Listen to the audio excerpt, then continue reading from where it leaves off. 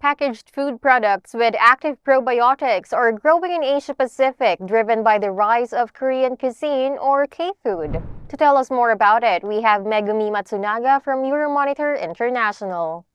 First, Megumi, what made K-food so popular in Asia? Right. The popularity of K-food in Asia really took off during the COVID lockdown when a lot of consumers got hooked on Korean entertainment like K-drama and K-pop. With so much time at home, people had the chance to deep dive into Korean culture. And big part of that experience was through K-food.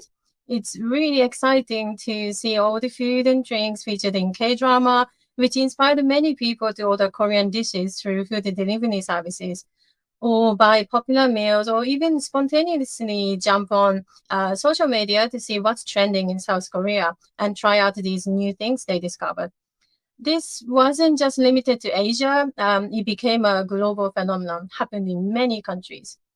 And what's great is that Korean food brands were able to keep up with the demand and saw huge growth in some Asian markets. For example, according to Euromonitor's staple food data, Korean noodle brand Nonsin experienced dramatic sales increase in 2020. Year-on-year sales in retail sales value increased by 45% in the Philippines, 65% in Malaysia, and 76% in Hong Kong in 2020.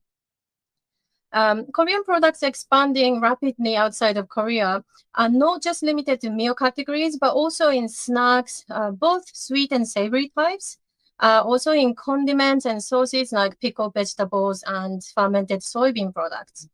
So at first, consumers were drawn to Korean food because they wanted to experience a new culture, but soon after they started to appreciating the health benefit too.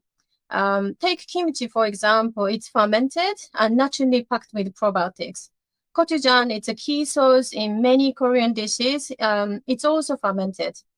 As consumers discover these probiotic qualities, consumers are seeing Korean food as not just delicious, but also healthy and functional. And since the rise of K-food, has anything specifically changed in consumer preferences for probiotics, aside, of course, from what you've mentioned earlier? Right. The rise of K-food has changed how consumers in Asia view fermented products.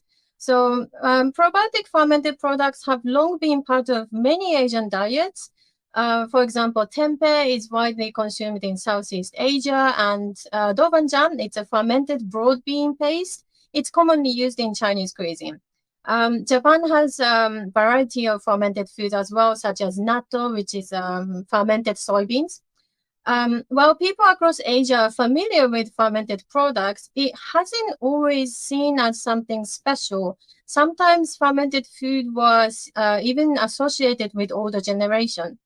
However, the growing popularity of K-food has given fermented products a fresh and modern image as naturally functional food, with Korean pickled vegetables playing a really big role in this shift. Kimchi is naturally rich in probiotics and fiber, both of which are very important for gut health. Gochujang which is used in many Korean dishes, also has probiotic benefit. So Korean food manufacturers are aware of that and actively promoting these health benefits as well. For example, CJ Corp emphasizing the probiotic content of its kimchi product from Bibigo brand, and promoting the digestive health benefit in export markets like Thailand. This trend presents a great opportunity not only for Korean companies, but also for other businesses to promote the fermented and probiotic products. So in a nutshell, Megami, how would you say are probiotics and botanicals emerging as key ingredients in the region? Right. There's a lot of research and development happening in probiotics, as well as in other biotics like prebiotics, symbiotics, and postbiotics. And China, South Korea, and Japan are leading the innovation. Japan, in particular, has been at the forefront of functional ingredient development and is highly advanced in probiotic research. Consumers in Japan are also quite well educated.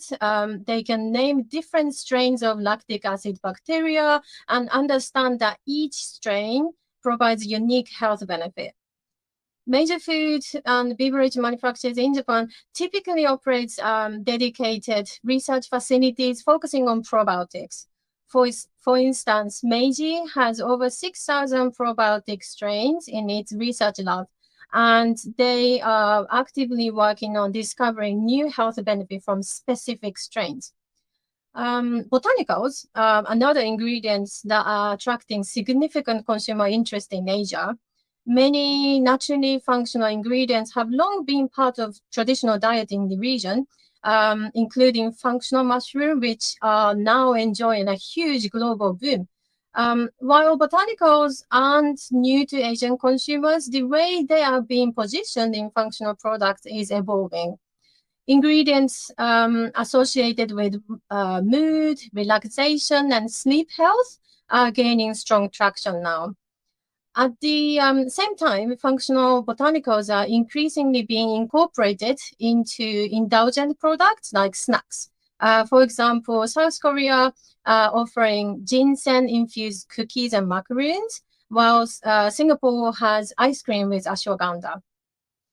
And vegan probiotics is also a hot topic, and because it can appeal to halal, kosher, and vegetarian consumers. There's a Malaysian postbiotic company called My Miracles has begun to commercialize plant-derived bacteria. Instead of using animal-derived sources, the company develops functional postbiotics from local foods such as fermented tapioca, rice, and tempeh.